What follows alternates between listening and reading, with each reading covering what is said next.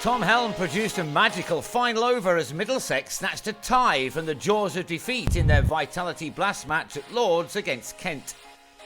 Put in, Middlesex lost Max Holden, a Centurion, on Thursday, but out for 7 on this occasion after having his stumps disturbed by Frederick Claesson. Martin Anderson looked in excellent touch from the moment he arrived at the crease, he striking 4 sweet boundaries in his appealing score of 24.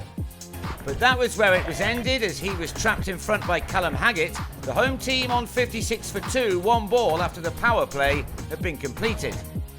Nick Gubbins then picked up where Anderson had left off, he and Stevie Eskenazi taking their side to 95 for 2 at the halfway stage. A nice place to be in, with 2 batsmen looking well set. With the 100 posted, Eskenazi moved through the gears, his 50 arriving off his 34th ball, his 6th half-century in T20 cricket. He and Gubbins continued to press on, this 3rd wicket partnership ensuring that their side was going to post an exceptional score. Gubbins had posted only his 2nd T20 50, this one from 30 deliveries, when he picked out Zach Crawley off Claesson to fall for 53. The partnership had realised 93 runs and John Simpson now looked to make the most of it, this shot going the distance. Eskenazi was on his way for an excellent 84. Dan Lincoln wasted no time in finding the middle of his bat, this 6 off just the 3rd ball he'd faced. He made 24 off just 9 as Middlesex ended on 209 for 4. That total was put into perspective as Kent got off to an almost ridiculous flying start, taking 85 runs off their target inside the 6 overs of power play. Daniel Bell-Drummond making the most of the excellent batting conditions, which had the Spitfires in complete control, Crawley pushing the opening stand up to 89. Souter switched ends and brought an end to that stand. Holden relieved to hold on as the England hero fell for 31.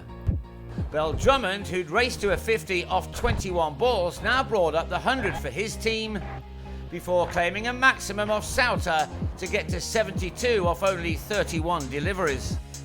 Thankfully, he was then removed by Finn, leaving with the target down to 95 off 64 balls. It was quite a knock. Alex Blake knew he had time on his side and after settling in with Cox, started to pick out the boundary, 3 coming off successive deliveries from Harris. But it was game on when Blake skied Souter to Anderson, out for 21, with 59 now needed from 40 balls. The Spitfires would still have been very confident, especially as Jack Leaning started to put bat to ball, the target down to 32 from 24. Finn now returned for his final over and removed Cox for 29, Lincoln with the catch, the total now on 185 for 4 with 16 balls to go. But perhaps this was the telling moment, leaning into this ball from Harris at the start of the penultimate over to clear the rope and just about determine the outcome. It meant that just 5 were required for the last over to be bowled by Helm, who dismissed Stewart for 10 and leave Kent needing 3 from 2 and then unbelievably 2 from the last.